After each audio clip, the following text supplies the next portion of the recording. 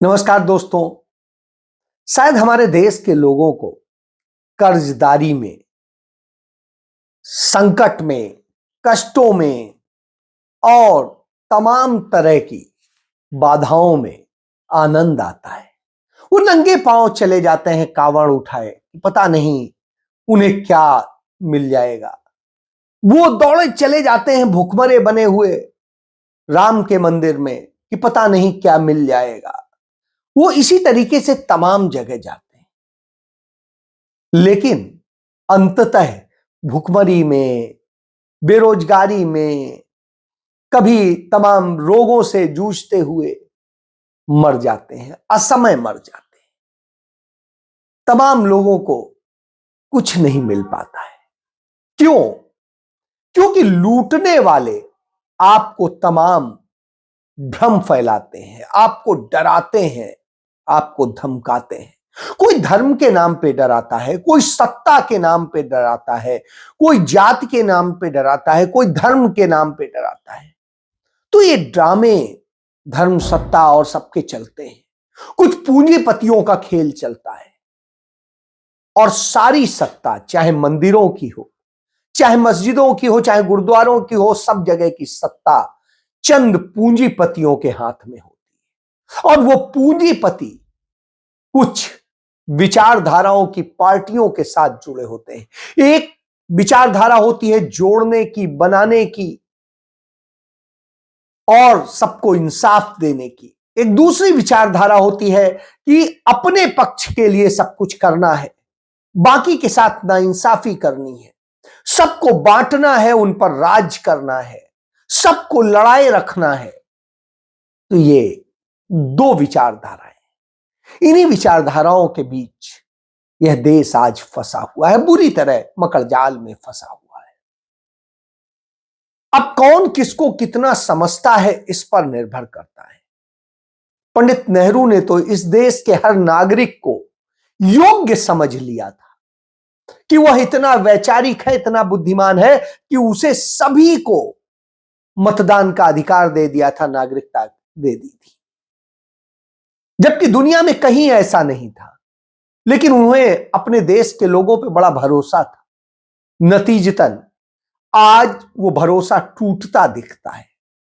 क्यों? क्योंकि इस देश के लोग ही सच नहीं समझना चाहते हैं, और जो समझना चाहते हैं वो लड़ नहीं पा रहे हैं, या जो लड़ रहे हैं उनमें बहुत सारे लोग सिर्फ स्वार्थ के लिए लड़ते हैं। तो ये स्वार्थ और सबके बीच की जब लड़ाई हो, तब आपसे बात कर रहा हूं कि इसको कैसे लड़ा जाए और क्या किया जाए। पहले कुछ घटनाओं से जिक्र करता हूं। इस देश को 205 लाख करोड़ से अधिक का कर्जदार बनाया जा चुका है पिछले साल 2023 में ही। अब 24 में जितना और कर्ज बढ़ जाएगा वो अलग होगा। तो यानी 205 लाख करोड़ से अधिक के कर्जदार आप पहले ही बन चुके, और इसके बाद पिछले ही साल हमारे देश की मोदी सरकार ने 12 टन सोना भी हमारा बेच दिया, फिर भी यह कर्ज है। 50 से अधिक कंपनियां, भारत सरकार की कंपनियां बेच दी, फिर यह हालत है। यह हालत तब है जब भारत सरकार की तमाम बेशकीमती जमीनें बेच दी गई। और यही नहीं, जल, जमीन, जंगल बेचा जा रहा है। अब निकोबार जैसे खूबसूरत पर्यावरण से जुड़े हुए सुंदर से जल, जमीन, जंगल वाले निकोबार के 8.5 लाख से अधिक पेड़ गौतम अडानी के लिए नरेंद्र मोदी कटवाने जा रहे हैं। वहां अडानी डेवलपमेंट होने जा रहा है। और यहां हो, इसके पहले आपने देखा छत्तीसगढ़ में सरकार बनते ही हंसदेव जंगल को काटने का काम शुरू हो गया, और करीब 1 लाख पेड़ कट चुके हैं और 3 लाख से अधिक पेड़ काटने की उन्हें अनुमति दी जा चुकी है। यह स्थिति है। इसके बाद इसी तरीके से जब पीछे भारतीय जनता पार्टी की सरकार थी तो उसने जैन धर्म के सबसे पवित्र पार्श्वनाथ पर्वत को उसको किस तरीके से बेचने का काम किया था और उसको बर्बाद करने का काम किया था। ये तो अच्छा हो कि वहां पर बाद में सरकार बदली और कांग्रेस और जेएमएम की सरकार ने मिल करके उसको रोका, उसकी लड़ाई लड़ी। इसी तरीके से कहीं पर भी हो, जल जमीन जंगल को काटने बेचने का काम चल रहा है। यही काम जम्मू कश्मीर में भी हो रहा है और इसी तरीके से दूसरी जगह पर जम्मू कश्मीर को अनुच्छेद 370 के नाम पे बदनाम किया जाता था कि वहां पे कोई दूसरा खरीद नहीं सकता है जमीन, कुछ कर नहीं सकता है। अब वही अधिकार, वही धारा उसी तरीके से उत्तराखंड में लागू हो जाती है, उस पर कोई चर्चा नहीं करता है। एक देश एक विधान की बात करने वाले हर जगह के लिए अलग अपनी सुविधा अनुसार विधान बनाते हैं, क्योंकि जहां बेचना है, जहां खरीदना है, जहां कुछ करना है या जहां कब्जा करना है तो अपने मुताबिक बनाए। यही नरेंद्र मोदी सरकार की नीतियां हैं और इसके विपरीत इन नीतियों के कारण इस देश में 81.35 करोड़ लोग, यानी 81.5 राउंड फिगर में कहेंगे 81.5 करोड़ लोग भूखमरी की कगार पे आ गए हैं, जो 5 किलो अनाज पर जीवित, सरकार के मुफ्त 5 किलो अनाज पर भिखारी बन के खड़े हो गए। 90 करोड़ लोग बेरोजगारी का दंश झेल रहे हैं और यह देश यदि खुशहाली के इंडेक्स में कहें तो सबसे नीचे चला गया है। और यदि हम कहें कि पूंजीपतियों में, तो पूंजी चंद पूंजीपतियों में सिमट गई है और बाकी छोटे उद्योगों को बर्बाद किया जा रहा है, उन्हें खत्म किया जा रहा है, व्यापार को खत्म किया जा रहा है। जिसकी भी कोई आपका मित्र व्यापारी हो उससे पूछिएगा, वो कहेगा कि व्यापार की तो बुरी हालत है, लेकिन वोट दे आता है मोदी को। तो साहब यह हालत है। और इन सब स्थितियों में राहुल गांधी जब खड़े होते हैं इन सब के खिलाफ तो नैरेटिव बनाया जाता है, धर्म के नाम पे नफरत बनाई जाती है। और धर्म के नाम पे नफरत इतनी बनाती है भारतीय जनता पार्टी आरएसएस कि जब वो देखती है कि इससे भी काम नहीं चल रहा है, शंकराचार्य जैसे जो सनातन धर्म के शीर्ष हैं वो भी तमाम तरह की चीजों के विरोध में आ जाते हैं, तो उस स्थिति में वो उन्हें ही अलग करने के लिए कह देते हैं कि राम का मंदिर तो रामानंद संप्रदाय का है, इसका शिव को मानने वाले शैव संप्रदाय या शाक्त संप्रदाय से कोई लेना देना नहीं, यह सिर्फ रामानंद संप्रदाय का है, यानी बाकी कोई उसमें ना जाए। तो यह स्थिति है। इस स्थिति में लाकर के खड़ा कर दिया जाता है, यानी भगवान को भी कैसे बांटा जाता है, इससे आप समझ सकते हैं। हालांकि जब इन हालात पे हम चर्चा करते हैं तो कुछ और चीजें भी सामने आती हैं। तो देश को बेचना, देश की सीमाओं को असुरक्षित करना, मालदीव जैसे देश हमें आंख दिखाते हैं और तमाम सारी चीजें होती हैं। ये वही मालदीव है जिसको राजीव गांधी ने 1988 में सुरक्षित किया था, भारत की सेना भेज करके उसको बनाया था, बचाया था।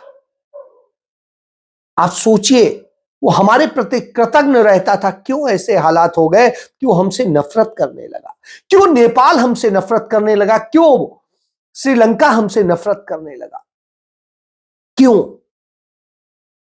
क्यों हमारे पड़ोस के बाकी देश हमसे नफरत करने लगे। ये हालात क्यों पैदा हो गए? इसलिए पैदा हुए हैं कि हमारे देश के अंदर नफरत वाली सरकार काम कर रही है।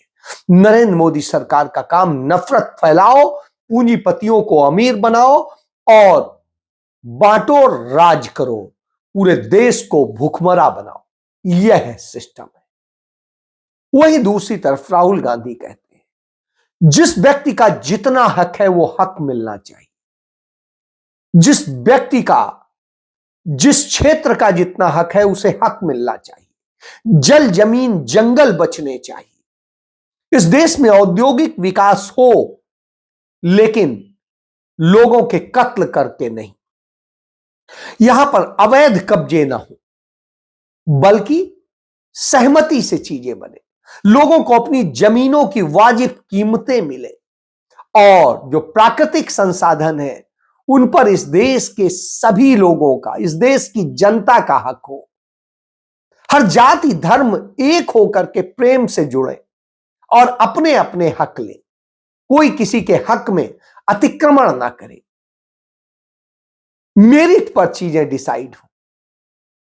तो जब यह विचारधारा होती है, शांति और अहिंसा की विचारधारा होती है, तब इस नफरत की विचारधारा से मुकाबला करना है। और यह मुकाबले की जब लड़ाई होती है, उस स्थिति में राहुल गांधी तो मुकाबले की लड़ाई लड़ने के लिए निकल पड़े, लेकिन हमारे देश में जाति धर्म क्षेत्र और इस आधार पर तमाम जो क्षेत्रीय राजनीतिक दल बने हैं वो अपने स्वार्थों में वशीभूत हैं।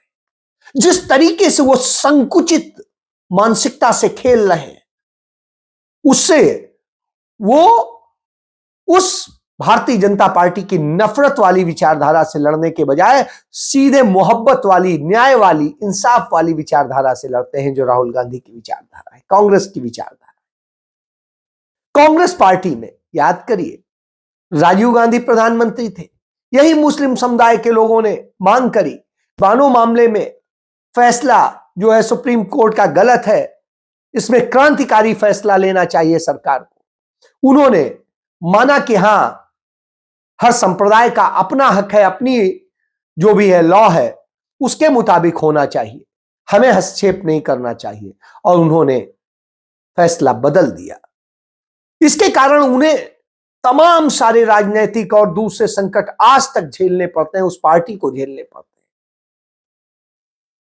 तमाम भारतीयों ने, हिंदूवादियों ने यह मांग करी कि यदि आप उनकी भावना का ध्यान रखते हैं तो हमारी भी भावना का ध्यान रखिए, राम मंदिर का ताला खुलवाइए और राम मंदिर का जितना हमारा स्पेस आप जो अब तक आइडेंटिफाई हुआ है उतना हमें दिया जाए, हमें मंदिर बनाने को दिया जाए। तो राजीव गांधी उसकी भी अनुमति देते हैं और उनकी भावनाओं की भी कद्र करते हैं और राम मंदिर का शिलान्यास तक करवा देते हैं। इसे राजनीतिक कार्यक्रम नहीं बनाते, दोनों को राजनीतिक नहीं बनाते। नतीजतन हिंदू मुस्लिम दोनों जिनको उन्होंने दिया, उनके मुताबिक दिया, वही उनके दुश्मन हो जाते हैं और वही चुनाव हरवा देते हैं। फिर चलता है जातियों का खेल, तो मंडल कमंडल का खेल चला जो आज तक चल रहा है, और नतीजा क्या है? मंडल कमंडल के खेल में देश बर्बादी में जाता चला गया और इस हालत में आ गया कि जब हम 1988 में चीन को पीछे छोड़ रहे थे, हम उससे आगे निकल रहे थे, आज हम चीन के आगे बेबस हैं और चीन से हमारा व्यापार घाटा इतना बढ़ गया है और आज भारत की मार्केट में 70% चीन का कब्जा हो गया है। सारी जगह आप जाइएगा प्रोडक्ट चीन के ही दिखाई देंगे, तमाम चीजें दिखाई देंगी। तो यह हालत हो गई है। इस हालत के बाद में आप देश के लोगों को कैसे सशक्त बनाएं, इस पर बनाने की बजाय देश के लोगों को उपभोक्ता बना करके रख दिया है नरेंद्र मोदी ने। आत्मनिर्भर का नाम देते हैं और प्रोडक्ट बन के आता है चीन से। यह दशा है। तो चीन ने कब्जा कर लिया है।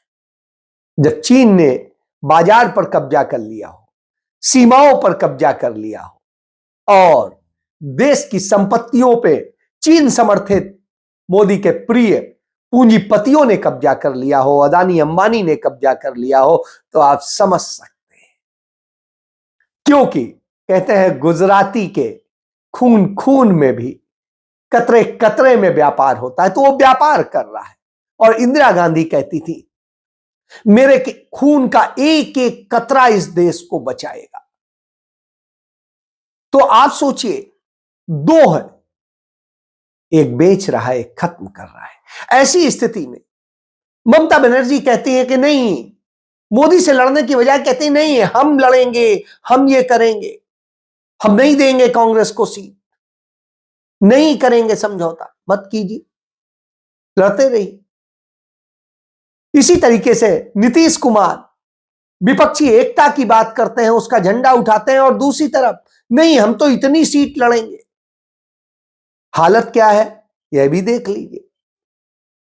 इसी तरीके से अखिलेश यादव की स्थिति है, जो नरेंद्र मोदी के आगे सरेंडर किए हुए हैं और उसके बाद में कांग्रेस को आंख दिखाते हैं। और यह स्थिति एक जगह नहीं है, आम आदमी पार्टी हो या कोई और हो। तो सिर्फ स्वार्थ की राजनीति है क्या? देश की राजनीति नहीं करनी है क्या? इसी विश्वास को जगाने के लिए कि देश की राजनीति करनी, तो आपको आना पड़ेगा कांग्रेस के साथ, क्योंकि विचारधाराएं तो इस देश के अंदर सिर्फ दो ही है। एक बनाने वाली, जोड़ने वाली, मोहब्बत की विचारधारा, इंसाफ की विचारधारा जो राहुल गांधी के साथ है, और एक बेचने वाली, उपभोक्तावादी और चाइना को कब्जा कराने वाली, सत्ता के लिए सिर्फ सब कुछ करने वाली मोदी की विचारधारा। तो फैसला आपको करना है, आपको किस विचारधारा के साथ खड़ा होना है, क्योंकि ईवीएम कुछ नहीं है, ईवीएम आपके दिमाग में है। तो फैसला तो आपका दिमाग करेगा कि आपको किस ईवीएम के साथ खड़ा होना है। यदि आपके दिमाग में जो ईवीएम पे बटन दबेगा वही सरकार बनेगी। फैसला कीजिए, क्योंकि राहुल गांधी तो इंसाफ के लिए, भारत जोड़ने के लिए मणिपुर से यात्रा शुरू करने जा रहे हैं। आप जोड़ने वालों के साथ खड़े होंगे या तोड़ने वालों के, जो धर्म तक को तोड़ देते हैं कि ये शैव है, ये रामानंद संप्रदाय है, ये कौन है। तो शिव और राम की लड़ाई करा रहे हैं, जबकि राम खुद कहते हैं जो शिव का की वो करता है, निंदा करता है, मैं उसके साथ नहीं हूं, वो मेरे लिए दुश्मन है।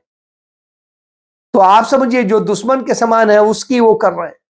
तो इस तरह की जब दशा हो तो सवाल तो उठते हैं, फैसला तो आप ही को करना है। जय हिंद।